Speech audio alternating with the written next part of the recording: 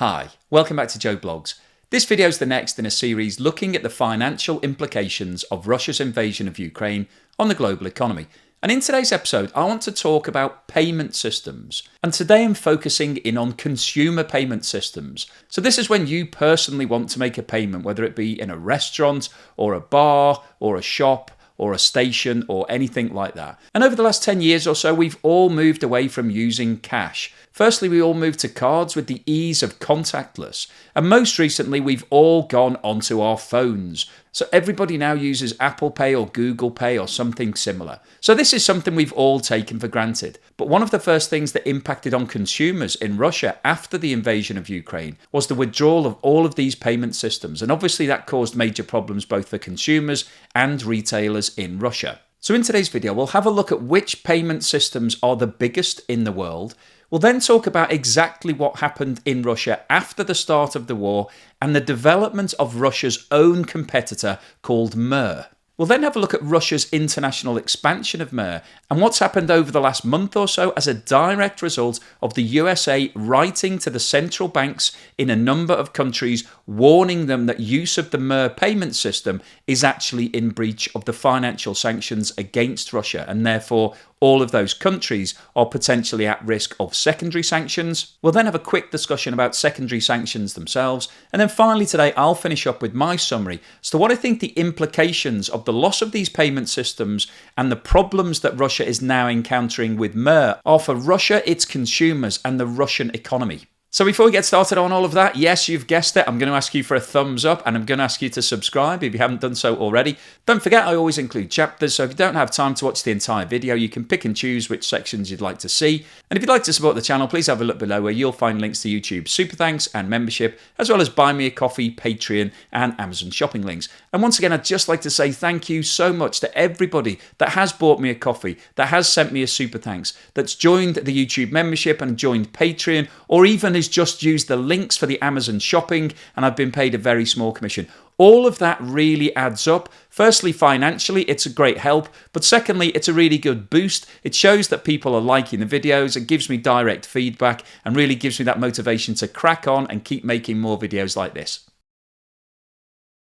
Before we move on to talk about the Russian payment systems in detail, I thought it'd be interesting to look at which are the biggest payment methods used globally right now. This table shows the value of the 9 largest payment methods used in 2021. And the chart at the bottom here is measured in thousands of billions of dollars, which is essentially trillions of dollars. Now this data is really interesting because if you look at the brands that are listed on the left-hand side of this chart, we've actually got 2 different types of companies and payment methods. We've got 3 companies that provide credit and or debit card payment systems. And we've got 6 companies that provide digital payment methods. So if we look at Visa, which is the company at the top of this list and processed more than $10 trillion worth of transactions in 2021, Visa is a company that provides payment cards that are linked directly to either checking accounts or credit accounts. So your bank, which for example might be Bank of America, provides you with a plastic card which enables you to make payments using the Visa system. So you think of it as your Visa credit or debit card, but actually that is just a system of moving the money from your checking account to the account of the retailer that you're looking to pay. So over the last 30 or 40 years, we've all got very familiar with the concept of using plastic to pay. But in recent times, we've all got used to contactless payment, where you can just tap your plastic card against the EPOS system and your account will automatically be debited. So that's how the system works for Visa, Mastercard, which is shown here by the red and orange circles, that's the logo for Mastercard, and American Express. But if we now talk about the other 6 companies on this table, ApplePay, Alipay, which is a Chinese version of Apple Pay, Google Pay, PayPal, Amazon Pay, and Samsung Pay. All of these systems are essentially digital wallets that are held on your phone or on your tablet or maybe even on your Apple Watch or some other form of device. And you can use these systems to make payments in exactly the same way as you do with your plastic card. However, the difference with these systems is that you will need to have some form of payment built onto that device. So if you're using Apple Pay, you may actually be using Visa as well. You may have loaded your Visa debit card linked to your Bank of America account onto your Apple device, And when you pay with Apple Pay, you're actually paying with Visa as well. So as it stands right now, when you're using your Apple Pay, you may well be also using another payment system at the same time. Now going forward, I'm sure that will change. I'm sure you'll be able to link your bank account directly to Apple Pay. Maybe some people can do that already if you've got an online banking system and it's all very state of the art. But for most people, we are still using a credit card or a debit card which has been loaded onto your payment device such as Apple Pay, and then you're paying with that. Anyway, I've digressed a little bit. Let's get back to this table. You can see that Visa is the biggest player in the world. The second biggest payment method right now is Apple Pay. And if you think back a couple of years ago, very few people were using their phone to make payments. However, it is now so common that it's the second largest provider. And if you look at the momentum, it's likely that Apple Pay will overtake Visa at some point in the future. And Alipay has very similar characteristics. It's the predominant use of payment in China. And as there are 1.4 billion people there, obviously that's racking up a large volume of transactions. Mastercard is still a big player in this market. It did around $5 trillion worth of transactions in 2021. Google Pay is also increasing in popularity and did around $2.5 trillion worth of transactions, which is less than half of Apple Pay and shows that the Apple iPhone is still the world's most popular device. And then the next four on the list are American Express, PayPal, Amazon Pay, and Samsung Pay. Now, the reason that I wanted to run through that table is to really show you the scale of how big these payment providers are. These are massive businesses, and all of them have withdrawn from Russia. Now, we'll come on to talk about Russia's homegrown MIR payment system in a moment. But in terms of scale in 2021, I wanted to share the figures with you. Visa generated around $964 million in revenue from Russia in 2021, which equated to around 4% of its global turnover. Mastercard generated $755 million from Russia, which also equated to around 4%. And PayPal generated around $127 million, which equated to about 0.5% of its total revenues.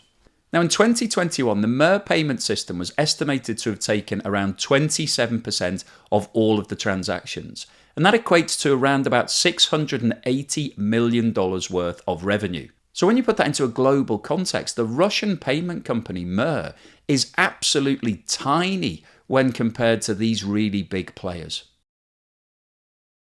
Now, as I'm sure you're aware, one of the first actions that the West took following Russia's invasion of Ukraine was to impose a variety of financial sanctions on the country. So Russia was excluded from the SWIFT international payment system, and companies such as Mastercard and Visa, Apple Pay and Google Pay all confirmed that they no longer wanted to do any business in Russia and closed all of their operations. So the removal of these payment systems represented a big challenge for Russia, but because of their previous invasion of Crimea, Russia had already experienced financial problems back in 2014, and at that time the Russian authorities established a new payment system called MIR, which is a Russian word which has two translations in English, world and rather ironically peace. The MIR payment system was established in July 2014 in Russia and was promoted alongside the Visa and Mastercard brands as being a method of payment that Russians could use within Russia. Now, the Russian authorities wanted to promote the MIR payment system as an international way of making payments. And over the last 8 years, the brand has been heavily promoted to a number of different countries. And prior to Russia's invasion of Ukraine, 10 countries had adopted the system as a method of payment. And these countries were Turkey, Vietnam, Armenia, Belarus, Kazakhstan, Kyrgyzstan, Tajikistan, Uzbekistan, South Ossetia, and Abkhazia. Now, as you know, I'm always keen to help everybody expand their knowledge. And you may be looking at this list thinking, I've never heard of South Ossetia or Abkhazia as countries. And there's a good reason for that, because they're not actually independent countries. These are once again occupied areas of another country. This map shows the country of Georgia, and you can see that both South Ossetia and Abkhazia are disputed territories that Russia claims should be part of the Russian motherland, and Georgia obviously believes should be part of Georgia. So it's a very similar story to what we're discussing with regards to the current situation in Ukraine and the situation with regards to Crimea back in 2014. So if we jump back to this list, which shows the 10 countries that are using the MIR payment system, We can discount the two at the bottom, and in reality, prior to Russia's invasion of Ukraine, there were only 8 countries using this system. Now, it has been reported that Cuba and Venezuela are currently in the process of adopting this system, but I don't have any detailed information to confirm that. Now, the Russian authorities claim that the MIR payment system is going from strength to strength, and the number of transactions in Russia over the course of the summer of 2022 have increased 20 times versus the period for 2021. Now, that isn't really entirely unexpected, because in 2021, around 25% of all transactions in Russia were made using MIR. So that means that 75% were made using Visa, Mastercard, Apple Pay, Google Pay, etc. So if you remove 3/4 of all of the payment systems and leave all of your population with only one option, you would expect that there's going to be a massive increase in the use of that system. Otherwise, the only other alternative is to use cash. But either way, Russia claims that MIR is now a big success, and they're not really feeling any impact of the removal of the other payment methods. But one of the big challenges that the Russian central bank was facing was trying to get more countries to adopt the MIR payment system. Now, in terms of holidaying, this table shows the most popular destinations for Russian tourists in 2020 and 2021. And you can see that right at the top of the shop is Abkhazia. So 5 minutes ago, you'd never heard of Abkhazia, and now you've got two great statistics. Firstly, it's one of the countries that uses MIR, and secondly, it's the most popular Russian holiday destination. Second most popular destination in 2021 was Turkey. Third most popular was Ukraine, although I doubt it will appear in the top 10 in 2022. Fourth most popular was Egypt. Number 5 on the list was UAE. 6 was Cyprus. 7 Kazakhstan. 8 Armenia. 9 South Ossetia, and 10 Germany. Now, in terms of expanding the payment options for its tourists abroad, Russia was very keen to get the MIR payment system introduced into both Egypt and the United Arab Emirates, and discussions were reportedly ongoing before the start of the invasion of Ukraine.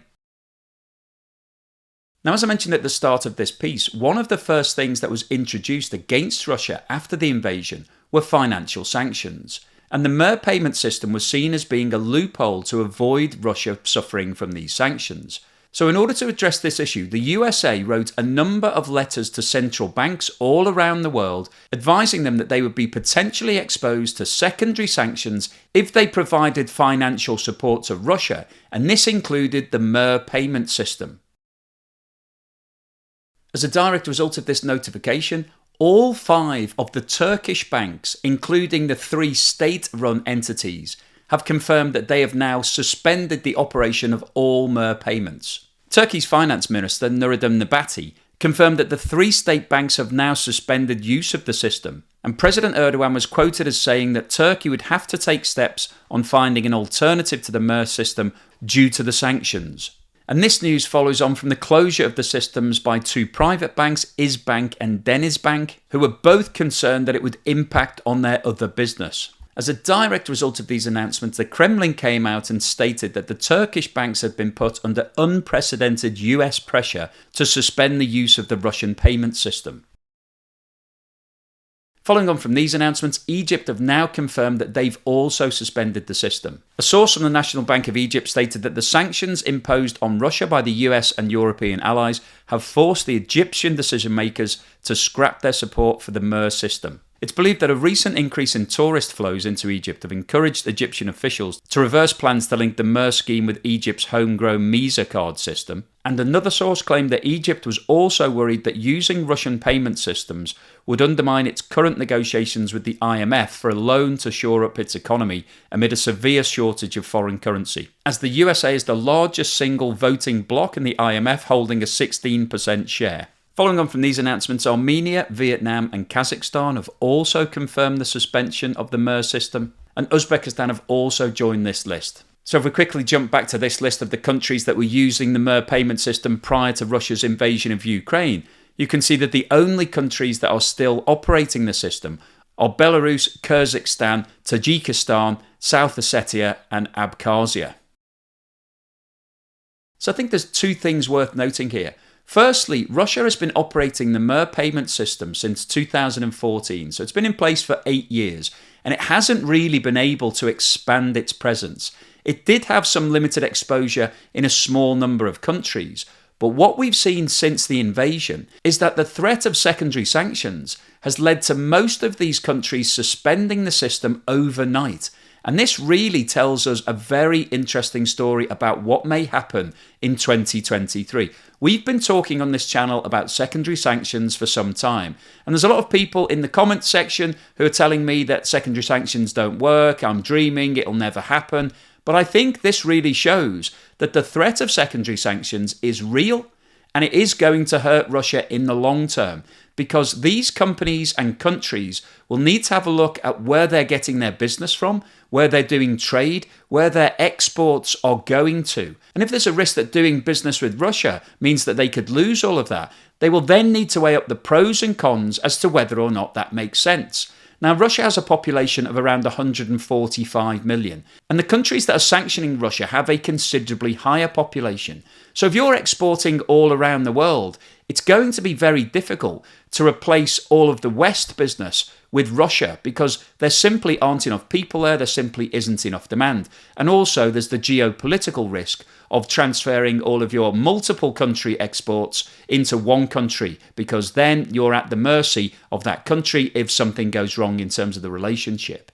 So the secondary sanctions are a very real threat. And what we're seeing here is an example where the USA have written to all of these countries and said, please stop using this system because you are supporting Russia financially.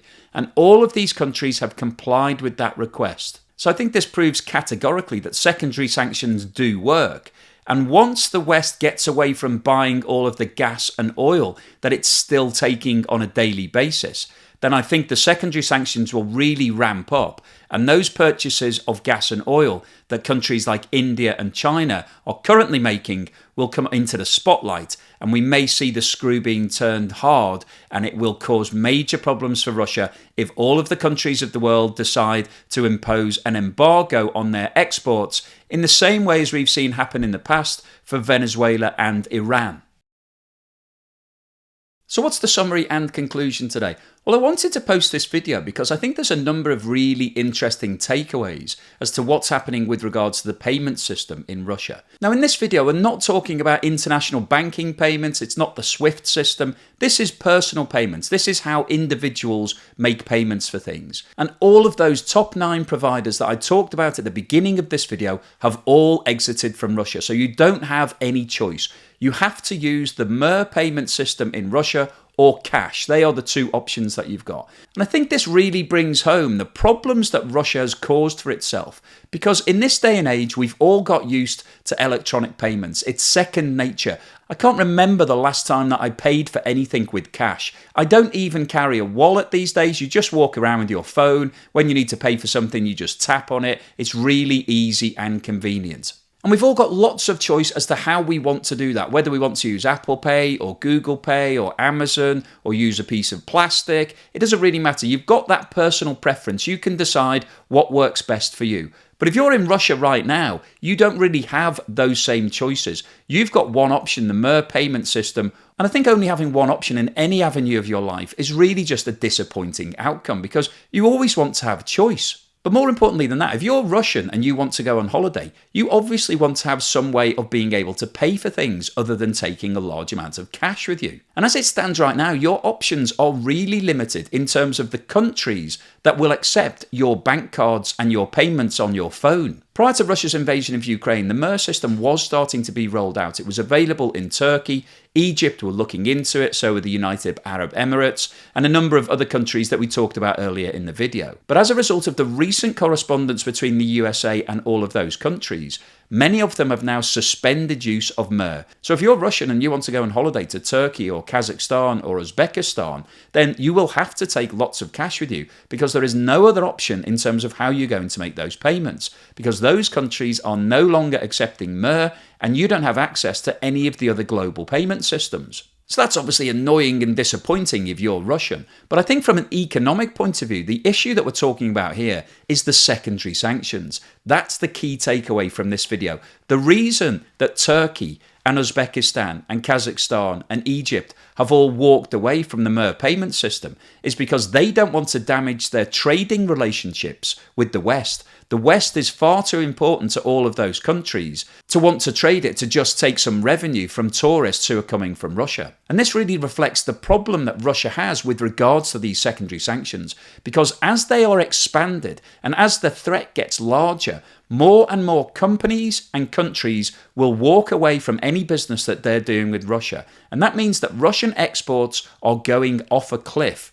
And that will also apply to oil when we get to the point when Europe has banned all oil in February 2023. So the secondary sanctions are a very real problem for Russia. You can see it in the evidence that the fact that nobody's using their MIR payment system. They've spent a lot of time and money and effort developing this system over the last 8 years. They've been hoping that their allies would take it to enable the population of Russia to be able to go on holiday somewhere, but also to try to establish MIR as an international player alongside all of the big boys. But unfortunately, it's not getting off the ground. That isn't going to happen. This is only really going to be a domestic system in Russia, at least while the secondary sanctions are in place. And that's a real problem. And it goes back to that whole point we've been discussing about how you develop your technology in isolation, because if you're not working with all of the rest of the players in the market, you can't be at the cutting edge. You don't know what Apple Pay are doing, what Visa are coming up with, because you're not working with them. They've sanctioned all of the companies in Russia, and therefore you're not being able to share all of the benefit of all the latest thoughts and developments in the market. And this video is only about payment systems, but you can apply that same logic to all of the other technology in Russia. Russia is no longer in dialogue with all of the leading players in all of the industries it works in. And that will mean that it will lose pace against the rest of the world, because the combined effort of all of the people working in those industries will be far greater than the individuals who are living in Russia. So I think the final takeaway from today's video is that what's happening right now in the payments market is a really good analogy to what's happening across the whole of Russia. They are currently isolated. They're no longer in dialogue. They're not developing at the same rate as the rest of the world. That will be detrimental to the economy of Russia. That means it will go backwards. It will also be detrimental to the individuals, the people who live in Russia, because they've no longer got as much choice. They can't do things that they want to do. They've got a limited number of options, and Russia will suffer financially because of all of this. The economy of Russia is definitely shrinking right now, and it's likely to continue shrinking as long as this war goes on and as long as the sanctions are in place. And when the secondary sanctions start to hit home, it's going to get a whole lot worse. So hopefully you've enjoyed today's video, you found it interesting, thought-provoking and educational. If you've liked what I've said, please give me a thumbs up and don't forget to subscribe if you haven't done so already.